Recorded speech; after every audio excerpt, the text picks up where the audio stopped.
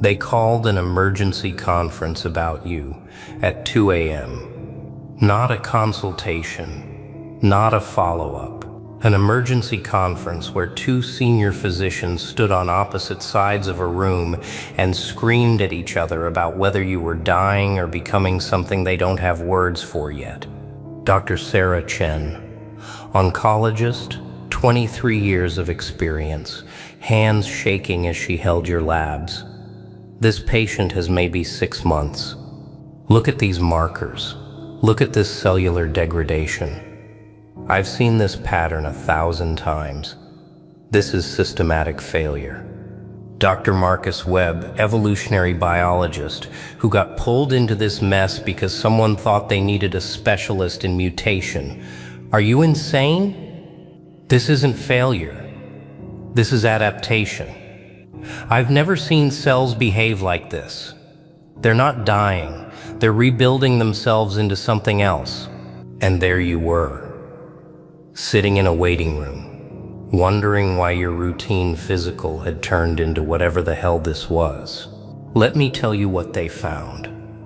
Let me walk you through the exact moment 3 medical professionals looked at your test results and had to choose between their careers and their sanity.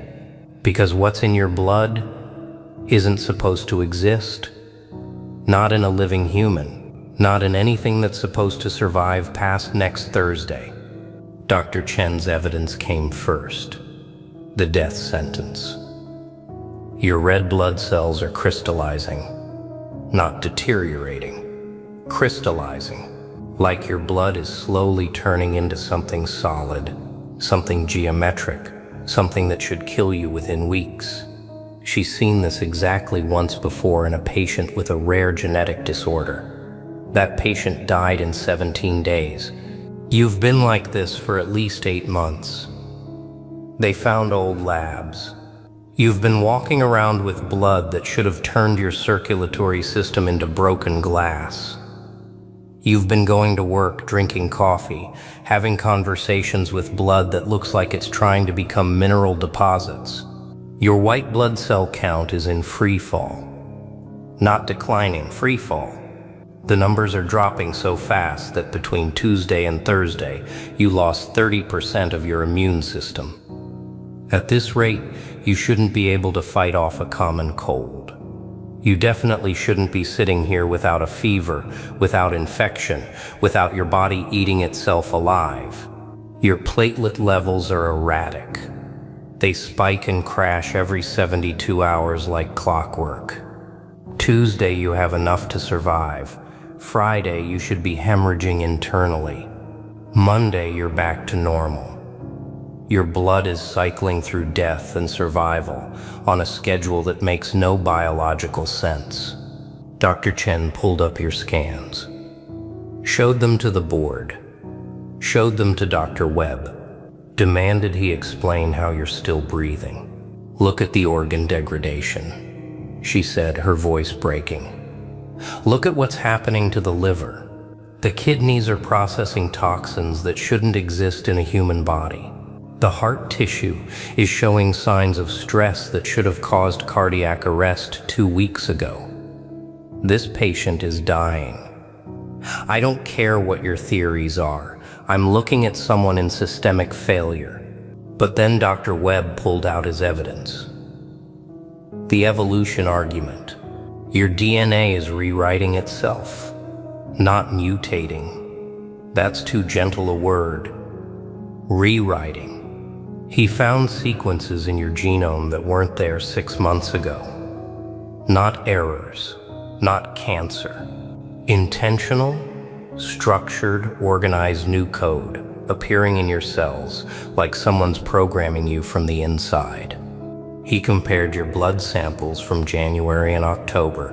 They're almost different species. The cells look the same under a basic microscope, but at the molecular level, they're operating on completely different principles. Your January blood followed human biology. Your October blood is following something else. Your mitochondria, the powerhouses of your cells, the things that keep you alive, they're multiplying. not duplicating normally, multiplying exponentially. You have 3 times the mitochondrial density of a normal human. Your cells are generating energy at levels that should cook you from the inside out. You should be running a fever that would boil your brain. But your temperature is normal. Actually, it's better than normal. It's exactly 98.6 degrees Fahrenheit, no matter what. They tested you at different times of day, different activity levels, different environmental conditions. You don't fluctuate. Your body temperature is locked at perfect homeostasis, like you're a machine, not a mammal. Dr. Webb showed them your metabolic panel. You're processing nutrients in ways that shouldn't be possible. You're extracting energy from food at 97% efficiency. Normal humans max out at 30%. You're converting matter to energy like you're running on physics that haven't been discovered yet. This isn't dying, he said, pointing at the screen. This is someone becoming something we don't have a classification for. Look at the telomeres. They're not just stable, they're lengthening. This patient's cells are aging backward while simultaneously showing stress markers. It's contradictory, it's impossible, but it's happening. So they ran more tests, deeper tests, tests that required special clearance. They took a piece of your tissue, just a small biopsy. They put it under conditions that should kill human cells within hours. Extreme heat, extreme cold, radiation exposure, chemical stress. Dr. Chen's prediction: it'll necrotize immediately. This tissue is already on the edge of death. Dr. Webb's prediction: it'll adapt, it'll survive, it might even thrive. They were both right. Saw the louder. The tissue died. Completely. Cellular death across the entire sample within 40 minutes. Dr. Chen felt vindicated. Started writing up your prognosis. And then it came back. The dead cells started regenerating. Not healing. Regenerating from scratch, like something hit a reset button and rebuilt the entire tissue structure from cellular memory. Within 6 hours, the sample was alive again. Different, but alive. They tested it again. Same results. It died. It came back. Every time. It came back slightly different, slightly more resistant, slightly more adapted to whatever killed it. Dr. Webb was ecstatic. Do you see this? This is adaptive regeneration. This is evolution happening in real time. This is— Dr. Chen cut him off. This is a patient who's dying and resurrecting on a loop. This is someone stuck between states. This isn't evolution, it's torture. They brought in Dr. Yuki Tanaka, neurologist. The third opinion. She looked at your brain scans and went silent for 11 minutes. Your neural pathways are reorganizing. Constantly, they did an MRI on Monday, another on Wednesday. The pathways had completely rerouted. Connections that existed on Monday were gone by Wednesday. New connections that shouldn't exist appeared overnight. Your brain is pruning and rebuilding itself, like it's experimenting, like it's trying different configurations to find something optimal. Most people's brains stay relatively stable after age 25. Yours is acting like it's still developing, but not like a child's brain, like something that's never existed before. The prefrontal cortex, the part that handles decision-making, personality, social behavior, it's showing activity patterns they've never documented. You're using sections of your brain that in most humans stay dormant for life. You're lighting up areas associated with functions they don't have names for. Dr. Tanaka pulled them aside. I need to know right now, is this patient experiencing neurological death or neurological transcendence? Because the data supports both. Parts of this brain are shutting down. Other parts are waking up. I've never seen simultaneous degeneration and expansion. Then came the genetic analysis, the one that made everyone stop talking. You have genes that don't exist in the human database, not mutations of human genes, completely novel sequences. They ran it through every genetic database available. No matches, not in humans, not in primates, not in any known organism. Either you're carrying DNA from something extinct, or you're carrying DNA from something that hasn't existed yet. Dr. Chen, oncogenic potential is through the roof. These unknown sequences could be driving cellular chaos, could be triggering the death cascade we're seeing, Dr. Webb. Or they're directing the evolution. These could be dormant genes activating, could be the next phase of human development expressing itself. They tested your telomeres again. The protective caps on your chromosomes that determine how many times your cells can divide before dying. Yours are doing something unprecedented. In some cells, they're expanding, which means those cells could theoretically live forever. In other cells, they're collapsing, which means those cells are racing toward death. You're simultaneously immortal and dying. Your body is running two contradictory programs at the same time, and somehow you're surviving both. They called in specialists from 5 different fields, brought them in quietly, didn't use your name, just showed them the data.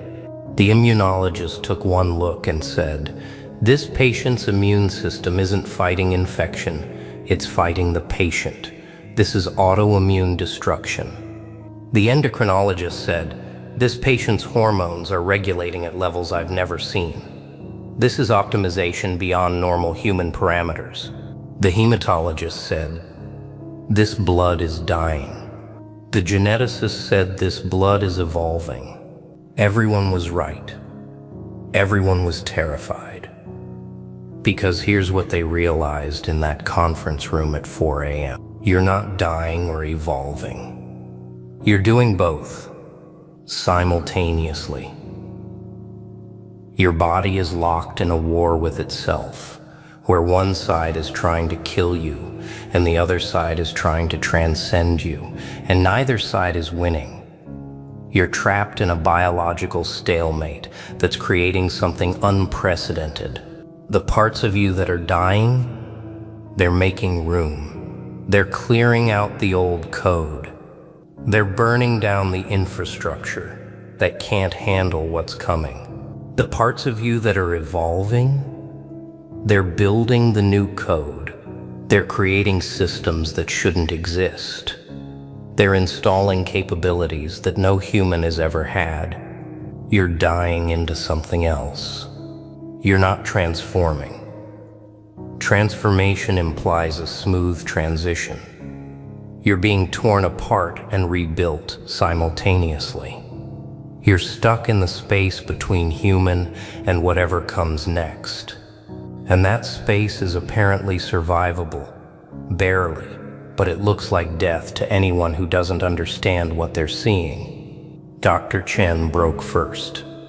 She submitted her resignation at 6 a.m., wrote in her letter, "I cannot continue treating a patient whose very existence violates everything I understand about medicine. I've spent 23 years learning how humans die. This patient is dying in ways I cannot comprehend and surviving in ways I cannot explain. I can no longer provide care when I don't understand what I'm caring for." She never spoke to you directly. Never told you that your blood made her question whether her medical degree meant anything.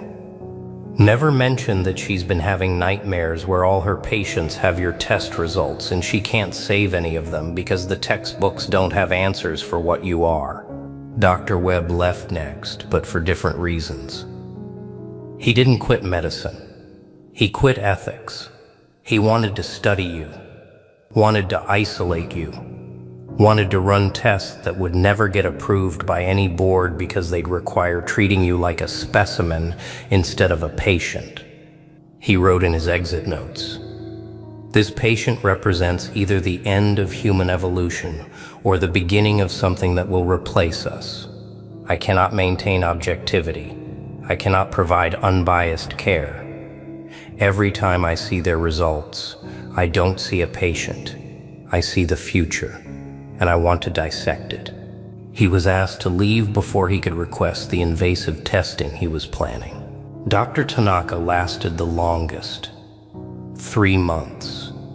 She kept monitoring your brain scans, watched your neural pathways reorganize every single week, watched you develop cognitive capabilities that shouldn't be possible, watched your brain activity start showing patterns that matched theoretical models of enhanced consciousness. She quit after your last scan because she saw something that made her realize she wasn't studying a medical patient anymore. She was studying an entity that was becoming aware of what it was. Your brain scans started showing intentionality. The reorganization wasn't random anymore. It was directed. Like something inside your head had woken up and started actively redesigning your neural architecture. She wrote one sentence in her resignation: "The patient is no longer unconscious of their transformation. They've been trying to find doctors willing to take your case. They can't." Word spread, quietly, carefully, through private channels where medical professionals share cases they can't solve. Everyone who reviews your file has the same reaction: fascination, then horror, then refusal. Because treating you isn't just difficult, it's philosophically impossible. How do you treat someone who's simultaneously dying and evolving? Do you try to stop the death? You might stop the evolution. Do you try to enhance the evolution? You might accelerate the death. You're a medical paradox that forces doctors to choose: preserve the human you're ceasing to be, or facilitate the unknown you're becoming. Most choose neither. Most choose to walk away before they have to make that decision. But here's what none of them told you. Here's what they found in your records that they buried in classified sections, marked as inconclusive, hidden behind medical jargon that means we don't know what the fuck we're looking at. This isn't new. Your childhood medical records show anomalies. Minor, easily dismissed, but there, always there. That time you had pneumonia at age 7 and recovered in 2 days. Flagged as unusual. That time you broke your arm at 12 and the bone healed in half the expected time. Noted as accelerated recovery, genetic predisposition. That time you had routine blood work at 16 and the lab called for a redraw because the results couldn't be right. Filed away and forgotten. You've been different your whole life. The difference was just quiet enough, subtle enough, normal enough that everyone missed it. Until now. Until whatever was dormant in you woke up and started running both programs at once. Death and evolution, destruction and creation, ending and beginning. They think they know what triggered it. Trauma. Specifically a level of stress and pain that should have killed you but didn't, about 2 years ago. Something happened. You know what it was. That event that should have broken you. That betrayal. That loss. That moment where you should have given up. Your body read that as a death signal.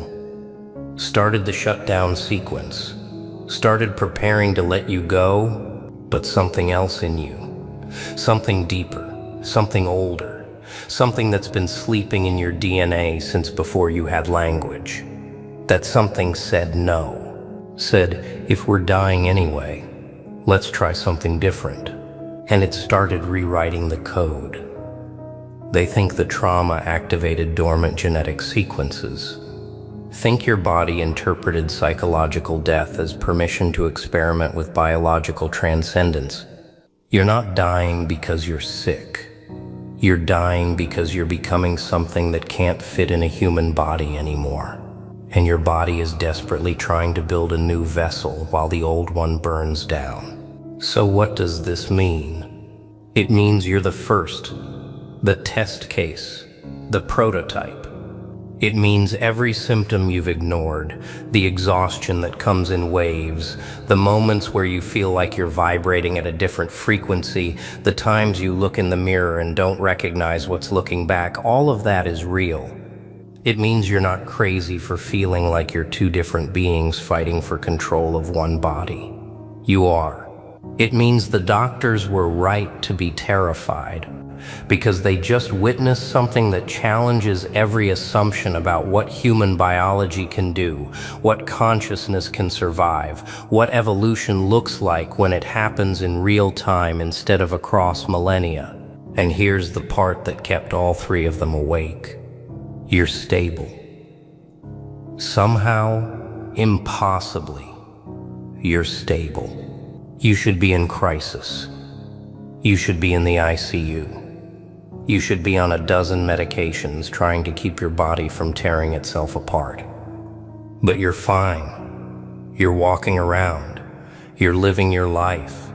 You're dying and evolving, and you're handling both with a level of resilience that suggests this is exactly what you were designed to do.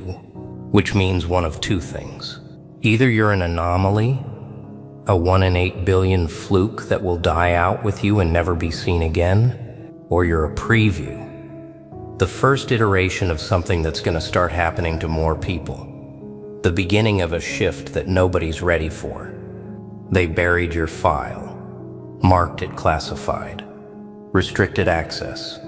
Not because they want to hide you, because they don't know how to categorize you.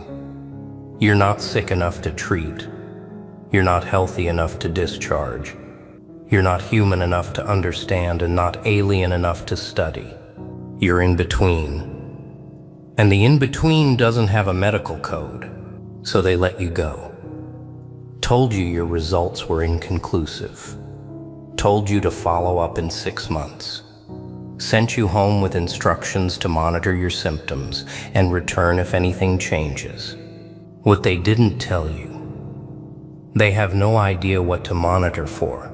They have no idea what changes would even mean for someone like you. They just know they can't help you, because you don't need help. You need witnesses. You need documentation. You need someone to record what happens when a human being starts dying into their next form while still conscious, still walking, still alive. 3 doctors quit because they looked at your blood and saw the end of everything they understood. But maybe they should have seen it differently. Maybe they should have seen the beginning, because you're not dying and you're not evolving. You're both at the same time, forever. And somehow, you're making it look easy.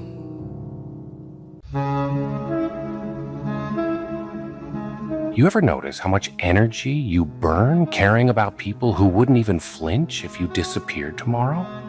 Yeah, I'm talking to you, sitting there staring at your phone, waiting on a message that's never coming, scrolling through memories like they're going to suddenly rewrite themselves and give you a different ending. You replay every conversation, every look, every little shift in their tone, like a detective trying to solve a crime.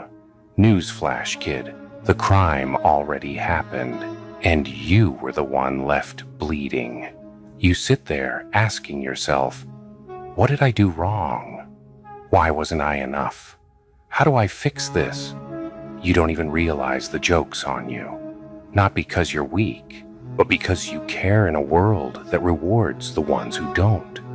They walked away like you were nothing, left you on read, ghosted your soul, laughed about you with people who don't even know your middle name. And you're still sitting in the ruins, trying to glue back pieces they smashed on purpose. You keep waiting for closure from people who get high off your confusion. You keep waiting for apologies from mouths that only know how to lie. Let me tell you something brutal and honest. They don't care. They never did. And that's not the part that breaks you. What breaks you is that you still do. You check their page. You stalk their shadow. You listen for whispers of your name in rooms you no longer walk in. You're not living your life. You're living in their aftermath. For what? Validation, a second chance, proof that you weren't crazy for loving them? Kid, they sleep just fine at night. You're the one counting cracks in the ceiling. You're the one rewriting conversations in your head, trying to find the moment everything went wrong. But here's the truth you don't want to swallow. It didn't go wrong. It went real. You saw who they are, and instead of walking away, you tried harder. You gave more. You loved louder. You forgave quicker. You bent until your bones were begging you to stop. And they took it all. Your kindness, your loyalty, your time, and treated it like spare change they could toss on the ground whenever they got bored. You keep thinking, if I just prove I'm good enough, they'll come back different. No, they won't. The only thing that changes when you chase is your self-respect. Listen, people like that only understand one language: loss. Not the loss of you sitting there crying, sending essays they never read. Not the loss of you begging to be understood. That just feeds them. I'm talking about real loss. The kind where you stop caring, where you stop explaining, where you stop giving them access to your emotions like it's a free buffet. You don't slam doors. You don't send paragraphs. You don't make big speeches about self-worth. You just go quiet. You stop checking on them. You stop answering at 2 a.m. You stop reacting when your name slips out of their poisoned mouth. You stop letting them live in your head rent-free with their dirty shoes on the table. You pull the plug. Emotionally, mentally, spiritually. And that's when it happens. That's when the shift starts. Because for the first time, they're not the center of your universe. And they feel it. They feel the absence before they ever admit it. They notice the silence before they ever acknowledge the noise they cause. See, people like them don't crumble when you cry. They crumble when you no longer do. As long as you care, they're in control. As long as you react, they're winning. They poke, you flinch. They pull away, you chase. That's the game, and you've been playing it on hard mode without even realizing. But the second you stop caring, really stop, not that fake. I don't care. You post online while your heart still checks their last scene. I mean the kind of not caring where they cross your mind and it feels like a distant song you don't remember the lyrics to. That's when the cracks appear. They start wondering, did I lose them? Are they over me? Have they moved on? They start testing the waters. A random, hey stranger. How have you been? I was just thinking about you. No, they weren't. They were thinking about themselves. They were thinking, do I still own real estate in your head? They'll send a breadcrumb and sit back, waiting for you to fall on your knees for the crumbs like you used to. But this time, you don't bite. You see the message. You feel that familiar sting in your chest. And then you let it pass. You don't answer immediately. You don't rehearse the perfect response. Hell, maybe you don't respond at all. And that silence, that lack of urgency, that lack of reaction, that's what drives them insane. They thought you'd always be there. They thought no matter how badly they treated you, you'd still be that safe little pillow they could collapse on when the world turned its back on them. They thought you were permanent. And nothing terrifies users more than realizing their favorite supply is no longer on the shelf. You think you're powerless because they walked away, but your real power starts when you do. Not physically, emotionally. Because you can leave a room and still be tied to it by 1,000 invisible strings, memories, regrets, what ifs. Cut them. Stop replaying the good moments like a highlight reel. They weren't that good.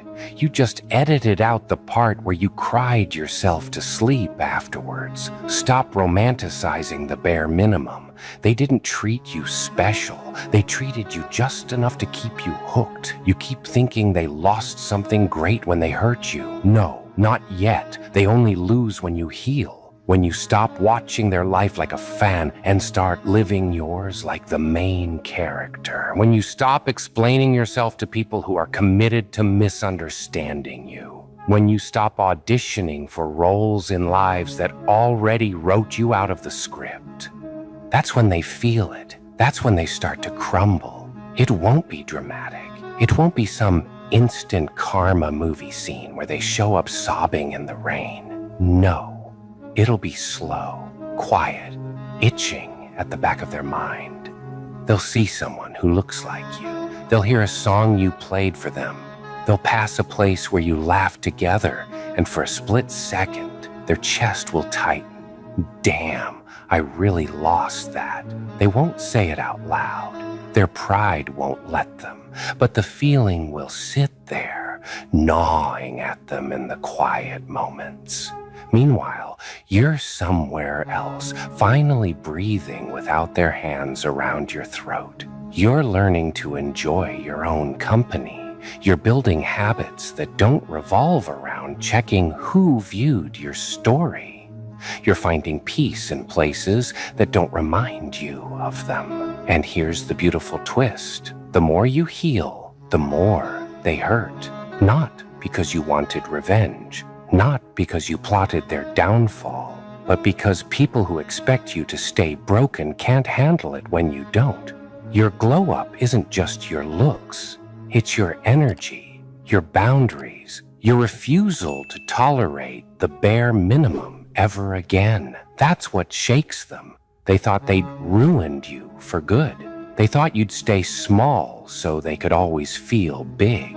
But now they have to live with the reality that someone they broke learned how to rebuild without needing their hands. That's their karma. Not car crashes, not losing jobs, not dramatic punishment. Their karma is watching you thrive from a distance, knowing they had front row seats and still walked out before the show even started. You don't need to clap back. You don't need to expose them.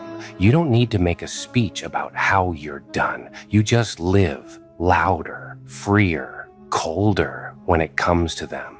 You stop justifying why you left. You stop explaining why you went silent. You stop defending your decision to protect your own sanity. You owe no one a thesis on your survival. They'll paint you as the villain anyway. That's how this works. You set a boundary. They call you selfish. You go quiet. They call you fake. You walk away. They call you heartless. Let them. Better to be called heartless than to be used for your heart. Better to be seen as cold than to keep burning yourself to keep others warm. You weren't born to be their emotional punching bag. You weren't put here to carry the weight of their brokenness while they dance on yours. Maybe they never say sorry. Maybe they never admit what they did. Maybe they keep telling everyone you're the problem. And maybe that's okay. You're not looking for justice in their mouth anymore. You're not searching for peace in the same hands that ripped it out of you. You're done. Not the dramatic, I'm done, followed by another hey, the next time you're lonely. No, the kind of done that looks like deleting the thread and never looking back. The kind of done that feels like exhaling after holding your breath for years. And as the days pass, as your care drains from that situation drop by drop, so does their power. They can't weaponize what you no longer feel. They can't manipulate reactions that no longer exist. They can't pull strings that you've already cut. They'll try, though. Oh, they'll try. A rumor here, a jab there, a little poke just to see if you still bleed. But when they see you don't flinch, when they see you don't bite, when they realize realize they don't live in your mind anymore, that's when the crumble really begins. Because their ego needed you. It needed your tears, your guilt, your apologies for things they did. It needed you to play the villain so they could feel like the hero of their own story. But heroes don't lose sleep over the ones they hurt. Cowards do. And cowardice eats people alive in the dark when no one's watching, when there's nothing left to distract them from the truth. Your job is not to see it.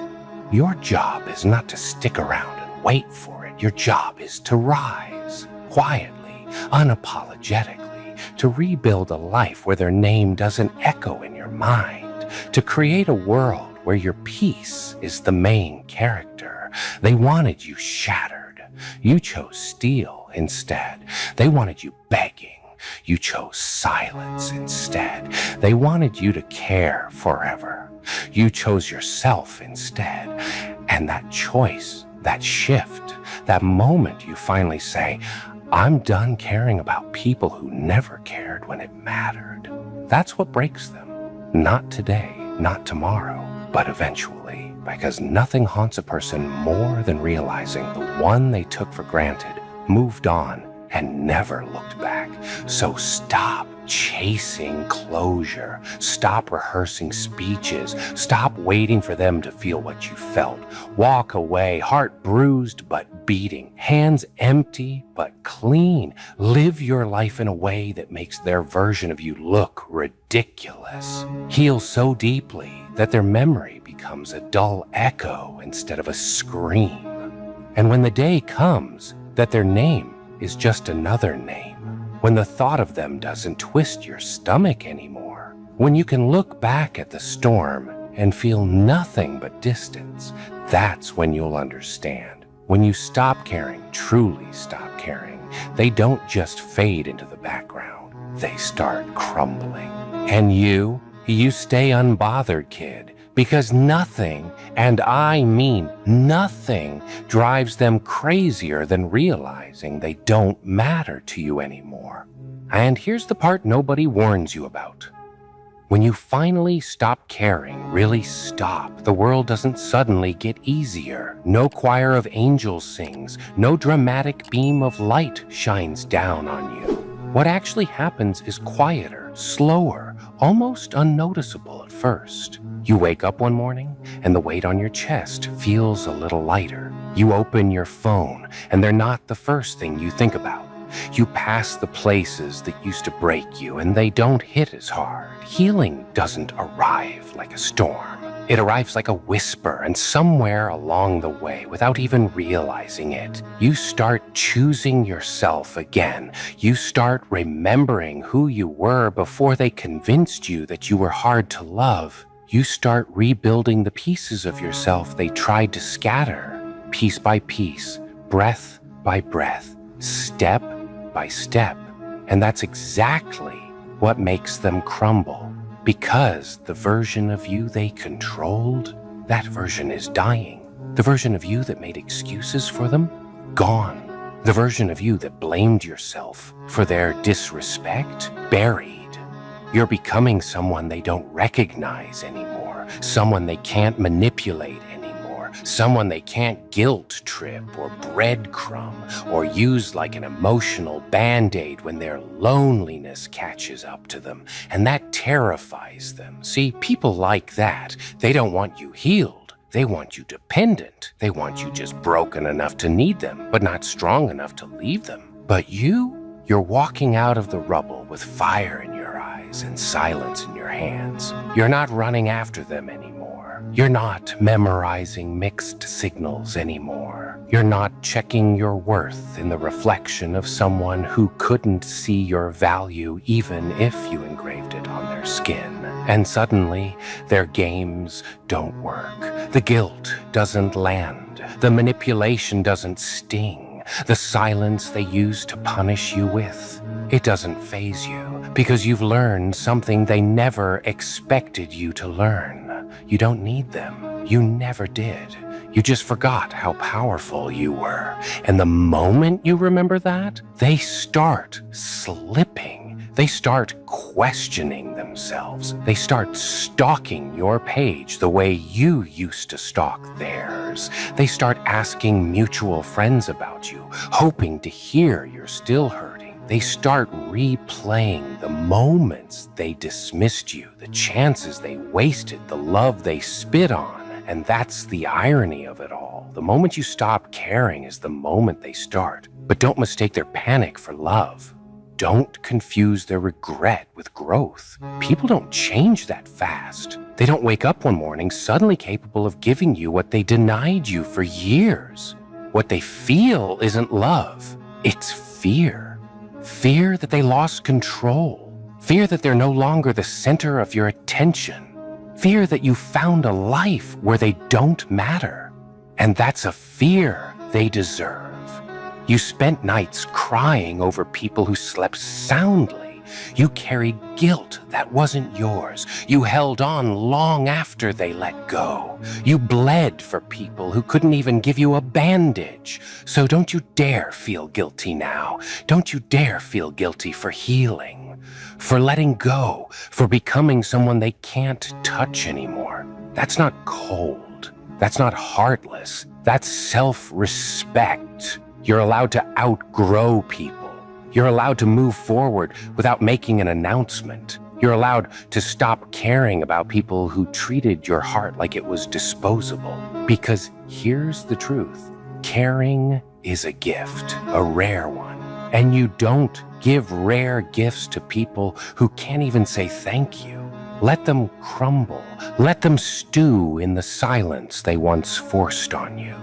Let them chase ghosts of memories you no longer live in. Your job isn't to go back and save them. Your job isn't to hold the door open for people who slammed it in your face. Your job isn't to teach grown people how to treat a heart they mishandled on purpose. Your job, your only job, is to keep walking. Head high, heart steady, soul intact. Because the moment you stop caring is the moment you start growing. The moment you stop caring is the moment you reclaim every piece of yourself you once gave away. The moment you stop caring is the moment you realize you were never the one breaking. You were the one breaking free.